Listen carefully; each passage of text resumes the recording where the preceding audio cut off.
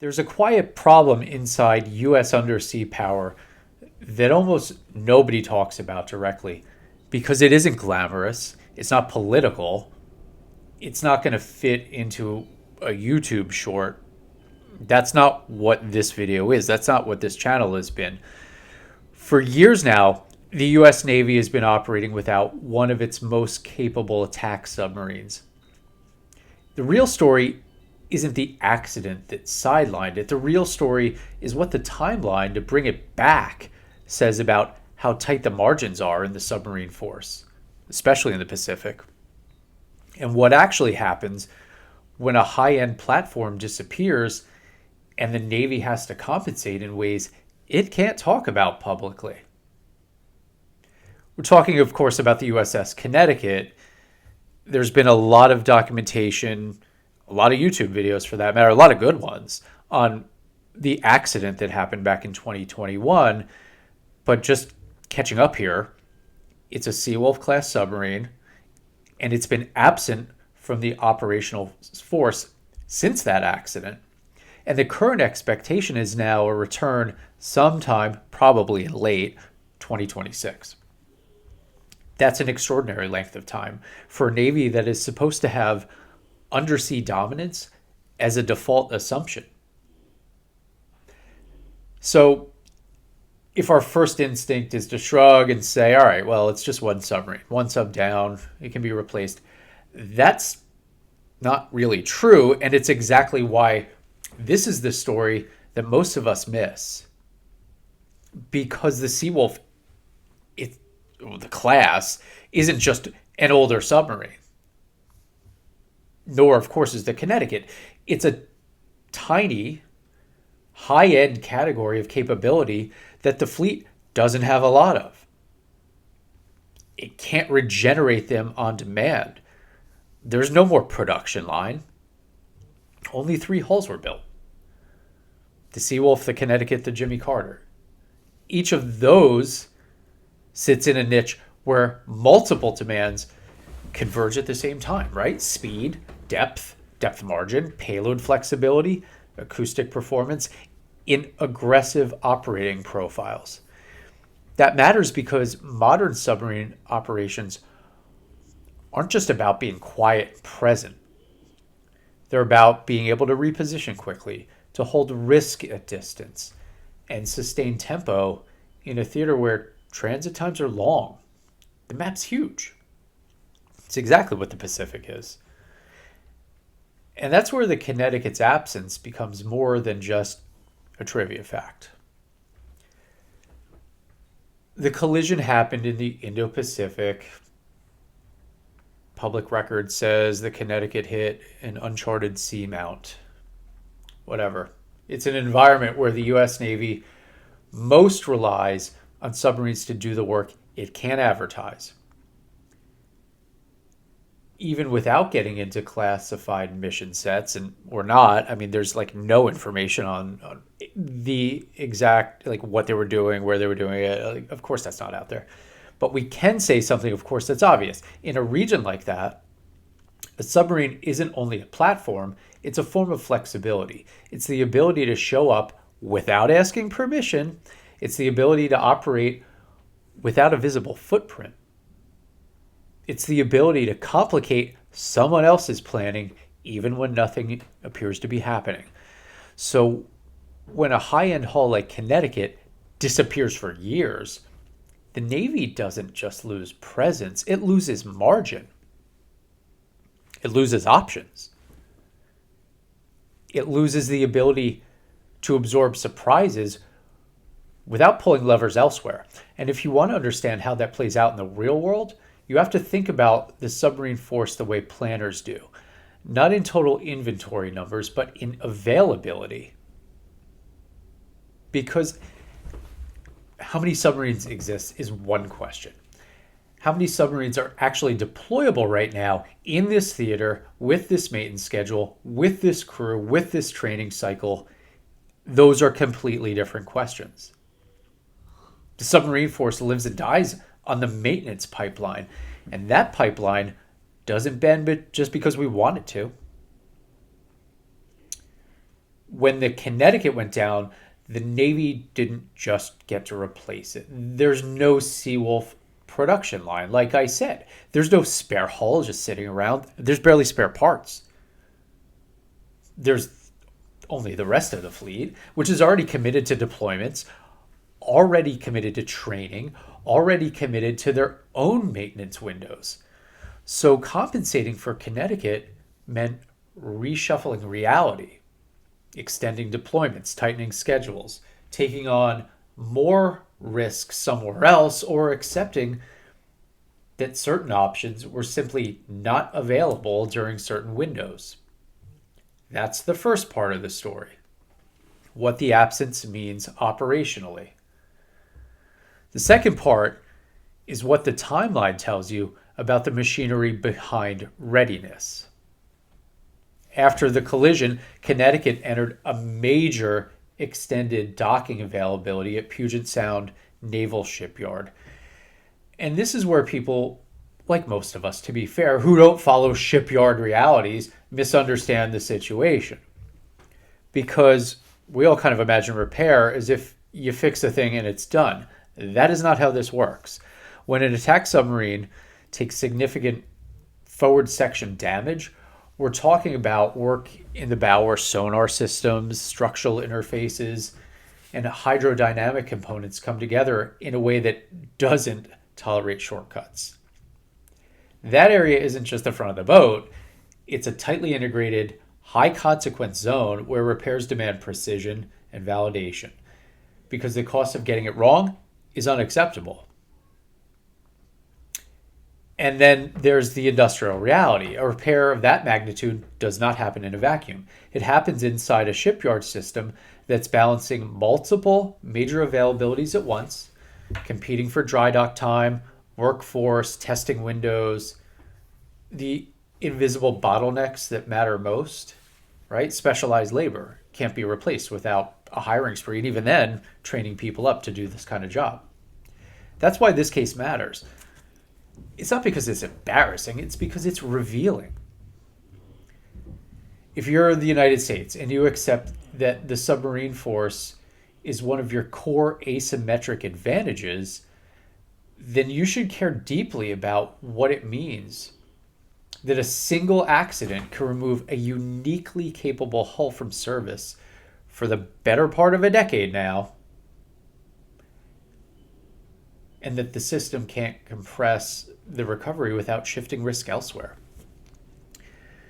Now, here's where we have to talk about the dry dock period, because leaving this out makes the story incomplete. And I know that we're talking a little bit longer than usual, but I think that this is important. During a long dry dock availability, there's two categories of work that matter. The first, of course, is the obvious one, repairing what's damaged. Structural restoration, alignment, integrity verification, sonar-related interfaces, all the testing time that has to happen before the submarine is considered safe and operationally credible again. But the second in this category is maybe that we don't often think about. It's the part that almost is never publicly discussed. It's what gets accomplished while the boat's already opened up.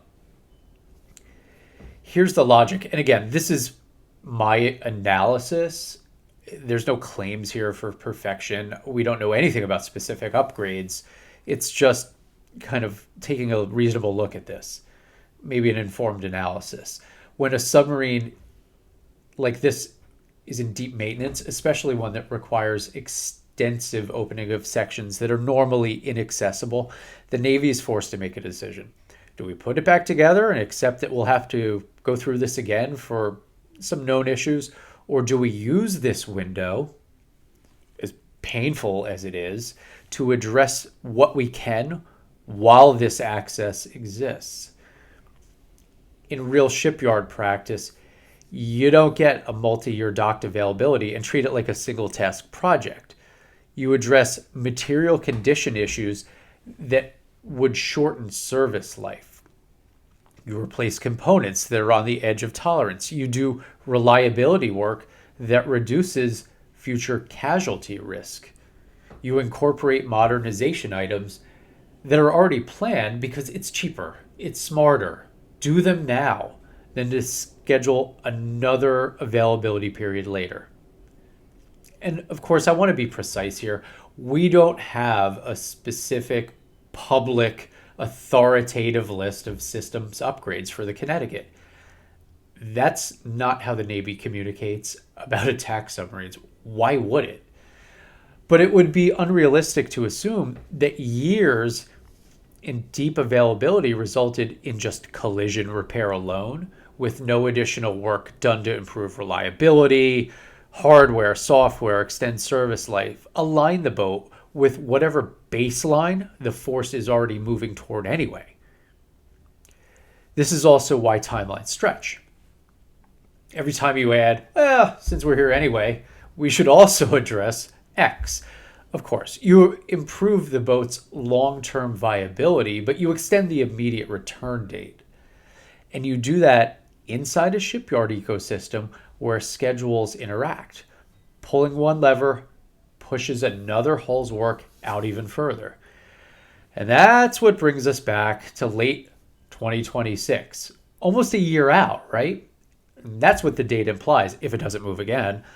A late 26 return doesn't just mean it takes a long time.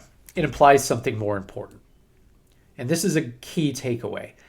The Navy is making trade-offs across the fleet. It implies that the shipyard system is operating close to constraint. It implies that even priority repairs can't simply jump the line without consequences. If you want a concrete way to think about it, imagine a pipeline that's already full. Attack submarines rotating through availability. Ballistic missile subs that have non-negotiable timelines. Infrastructure that has its own constraints. And workforce that can't be scaled instantly. If the pipeline's full, then adding an unplanned, high-complexity repair doesn't just extend the repair itself, it forces the Navy to absorb stress somewhere else, either by delaying another availability, stretching another deployment, or accepting reduced availability in the theater that matters most. And that's where the Pacific dimension becomes more than a rhetorical point. Look at the news any day of the week. My analysis, and I'm labeling it as just mine, it's that the absence of the Connecticut would have been felt most acutely, not as a single dramatic shortfall, but as a constant tightening of options during a period when the Indo-Pacific is asking more of the submarine force, not less. When people talk about Taiwan scenarios, they're in the news right now, today, this past weekend, this past week, this month. Whenever you're watching this, I'm sure it's in the news. South China Sea posture, gray zone competition, undersea deterrence. They often speak as if the U.S. has unlimited capacity to be everywhere quietly at once. In practice, capacity is governed by the maintenance engine. And maintenance engine, it's not infinite. So when you hear late 2026, you should hear something like this. The system is strong, but the system is not elastic. The United States can build extraordinary platforms, but sustaining them, repairing them, and returning them to operational availability on demand is a separate kind of power, and it has its own limits. This is why this video is taking a while. I get it. Thank you for listening. But the accident is not the story. The absence is the story. The absence is the stress test. And it raises the uncomfortable question that you rarely hear asked out loud. If a single mishap, as bad as this one was, but if it can remove a top-tier hull for years, what happens if multiple hulls experience unexpected casualties during a period of heightened demand, whatever that is? What does the force look like then? How quickly can the system absorb shocks before it stops being a pipeline and starts being a backlog? It's not doom, it's readiness math. When Connecticut returns, There's going to be a brief, maybe a big announcement, but the story's going to move on. But if you care about undersea power, the more interesting discussion is what her long absence reveals about the U.S. submarine enterprise, not just technology, but sustainment, shipyard capacity, workforce development, and prioritization decisions.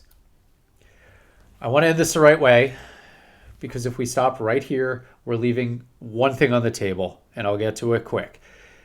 I haven't, but if you have, served on submarines, worked in naval engineering, worked at Puget Sound or any other public shipyard, or you've been involved in maintenance planning, I want your input in the comments. Not your opinions necessarily about the accident, although those are of course welcome, but your perspective on the realities behind timelines like this. Where do these bottlenecks actually live in submarine repair? Is it labor, parts, dry dock availability, certification and testing, maybe sequencing, problems of too many availabilities competing for the same resources? For everybody else watching, here's the one question I want you to answer. When you hear late 2026, do you interpret that primarily as a submarine problem or as an industrial-based problem, or is it something else? Put your take below. If you have experience in this ecosystem or if you're a casual observer, it's all good. I'll pin the most informative comments so the discussion's worth reading. I appreciate a few extra minutes today. I know it went a little bit long. I just think it's worthwhile. And I wish you and yours a very happy new year. Looking forward to a great 2026. Thank you. Talk soon.